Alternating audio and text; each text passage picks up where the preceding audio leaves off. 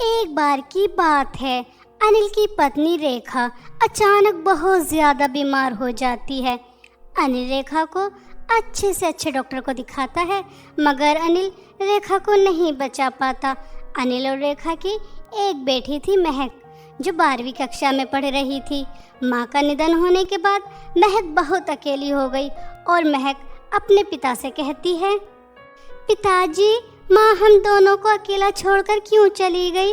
अब मुझे रात को लोरी कौन सुनाएगा? अपने हाथ से खाना कौन खिलाएगा? माँ ने मुझे बहुत लाड प्यार से पाला था, अब मेरे नखरे कौन उठाएगा?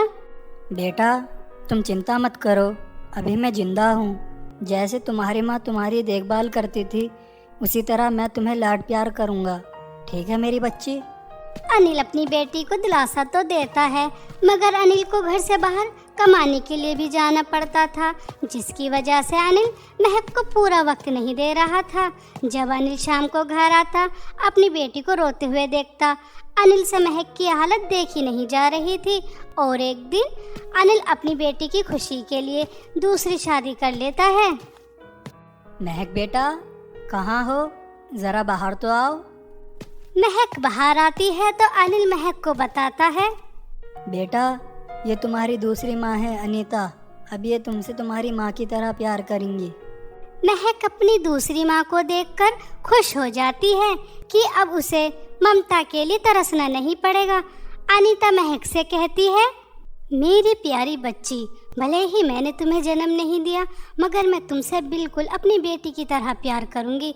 तुम्हारी एक छोटी बहन भी है, वो हॉस्टल में पढ़ाई कर रही है। कल वह छुट्टी बिताने आएगी, तुम्हें एक बहन के रूप में दोस्त मिल जाएगी। अनीता के शब्द इतने मीठे थे कि अनिल को लगता है उसने दूसरी शादी करके कुछ गलत नहीं किया। महक जिस ममता के लिए तरस रही थी, वह उसे अनीता के रूप में मिल जाएगी, मगर अनिल को ये नहीं पता था कि अनीता बहुत शातिर औरत है।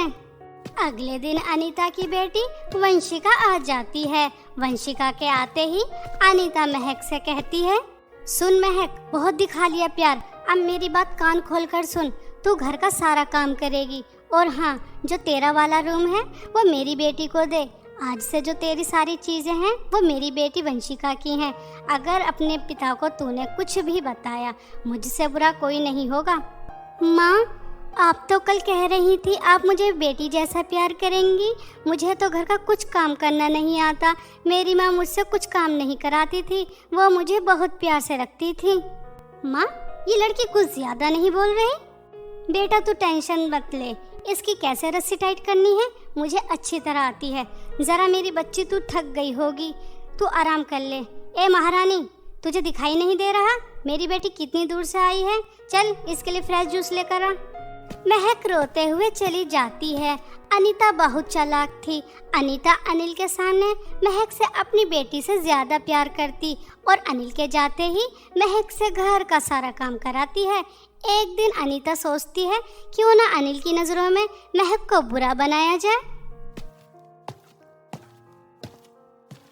महक बेटा कहाँ हो? तुम्हारी छोटी बहन ने कल तुम्हारे सारे कपड़े इस्त्री किए थे और रात को तुम्हारे पैर भी दबाए थे। आज तुमने कहा था आलू के पराठे बनाने हैं, ये लो आलू के पराठे। अनीता की यह सब बातें सुनकर अनिल अनीता से कहता है, अनीता, मेरी बेटी तुम्हें इतना ज़्यादा परेशान करती है, फिर भी तुम उससे इतना प्यार करती हो। अजी रहने दो, आखिर हूँ तो मैं सौतेली माँ ही, चाहे कितना लाड प्यार कर लूँ, मगर महक मुझे और मेरी बेटी को अपना मानती ही नहीं है। मेरी बेटी कुछ दिन के लिए हॉस्टल से छुट्टी बिताने आई, मगर मैं उसके ऊपर ध्यान नहीं दे पा रही। सारा वक्त बस महक महक करती रहती हूँ, मगर वो मुझे अपनी माँ की जगह देने को तैयार ही नहीं है। अनीता ने अनिल के मन में महक के खिलाफ जहर घोल दिया था। अब अनिल भी महक से बहुत नाराज रहने लगा। अब महक बेचारी अपनी सौतेली माँ का भी अत्याचार सहे और अपने पिता की नफरत भी, मगर महक कुछ कर नहीं पा रही थी। महक अपनी माँ को याद करके बहुत रोती है। माँ, आप मुझे अकेला छोड़कर क्यों चली गई? पिताजी भी मेरे से नफरत करते हैं, अब मैं जीना नहीं चाहती, आप मुझे अपने पास बुला लो। महक अपनी माँ को याद करके रो ही रही थी।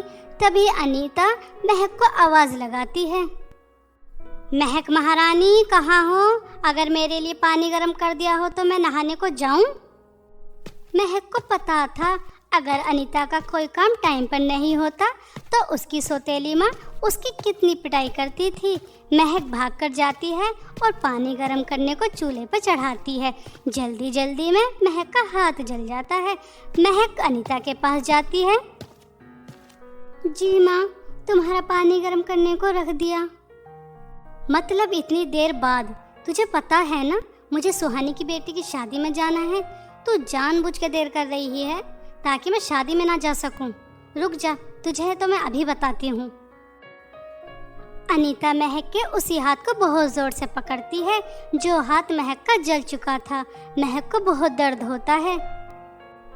माँ माँ प्लीज मेरा हाथ छोड़ दो, मुझे बहुत दर्द हो रहा है।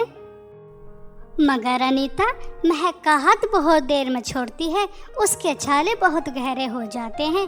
थोड़ी देर बाद महक अपने रूम में जाती है और बहुत ज़्यादा रोती है। तभी महक के सामने महक की माँ की आत्मा आ जाती है। चुप हो जा मेरी बच्ची, अब तुझे कोई नहीं सताएगा। तेरी माँ तुझे इन चुड़ैलों से बचाएगी। मगर माँ, आप तो भगवान जी के पास हैं, फिर आप मुझे नज़र क्यों आ रही हो? मेरी प्यारी बच्ची, मैं एक आत्मा हूँ और मैं तुम्हें बचाने आई हूँ। तुम्हारे हाथ में कितने जख्म हैं। तभी महक की माँ जादुई चूड़ियाँ महक को देती है। ये लो मेरी बच्ची, जादुई चूड़ियाँ, इन्हें पहन लो। ये चूड़ियाँ तुम्हारे हाथ के जख्म भी ठीक करेगी और अब तुम्हें कोई काम भी नहीं करना पड़ेगा। अब जब भी तुम काम करने जाओगी ये जादुई चूड़ियाँ तुम्हारा सारा काम कर देंगी। बेटा, तुम्हें डरने की ज़रूरत नहीं है। तुम अपने पिताजी को सारा सच बता दो। इतना कहकर महक की माँ की आत्मा चली जाती है। महक अपनी माँ की दी हुई जादुई चूड़ियाँ पहनती है तो महक के सारे जख्म ठीक हो जाते हैं। और अगर अनीता महक से कुछ काम भी कराती तो वो तुरंत हो जाता। अब महक को कोई भी काम नहीं करना पड़ रहा था। एक दिन अनिल अनीता का अत्याचार देख लेता है जो अनीता महक पर रोज करती थी। क्यों महक की बच्ची, तू सारा काम इतनी जल्दी कैसे कर लेती है? और ये नई चूड़ियाँ ये कहाँ से आई? माँ, अब आप मुझे ज़्यादा नहीं सता सकती। मैं अब अपने पिताजी को सब सच बता दूंगी। कैसे आप दोनों माँ बेटी मिलकर मुझे मारती हैं, मुझसे सारा काम कराती हैं। अनीता हंसने लगती है। अच्छा, तो महारानी बताएंगी अपने बाप को। उसके मन में तो मैंने तेरे खिलाफ इतना जहर घोल रखा है, अगर यमराज भी आकर कुछ कहे तो उस चपड़गंज को कुछ समझ नहीं आएगा। तभी अनिल सभी बातें सुनकर अनीता से कहता है, अनीता, तुमने मेरी बेटी को इतना सताया, उसके ऊपर इतने अत्याचार किए। तुम तो एक माँ के रूप में चुड़ैल निकली। निकल जाओ अभी मेरे घर से, मैं तुम्हारी शक्ल भी देखना नहीं चाहता। अनीता अनिल को बहुत समझाती है कि वह उसे माफ़ कर दे, मगर अनिल अनीता की एक बात नहीं सुनता और अनीता और वंशिका को घर से बाहर निकाल देता है। अब अनिल अपने किए पर बहुत पछताता है और महक से माफ़ी भी मांगता है। मुझे माफ़ कर दो महक, मैंने गलती की जो तुम्हारे लिए सौतेली माँ ले आया था। अब मैं ही माँ और बाप बनकर तुम्हारी देखभाल करूँगा। महक अपने पिता को जादुई चूड़ियों के बारे में बताती है। पिताजी, माँ तो मेरे साथ हैं। ये देखिए जादुई चूड़ियाँ। एक दिन माँ मुझसे मिलने आई थी, वो मुझे जादुई चूड़ियाँ दे के गई। उनका आशीर्वाद है, अब मुझे कुछ काम नहीं करना पड़ता। ये जादुई चूड़ियाँ सभी काम कर देती हैं।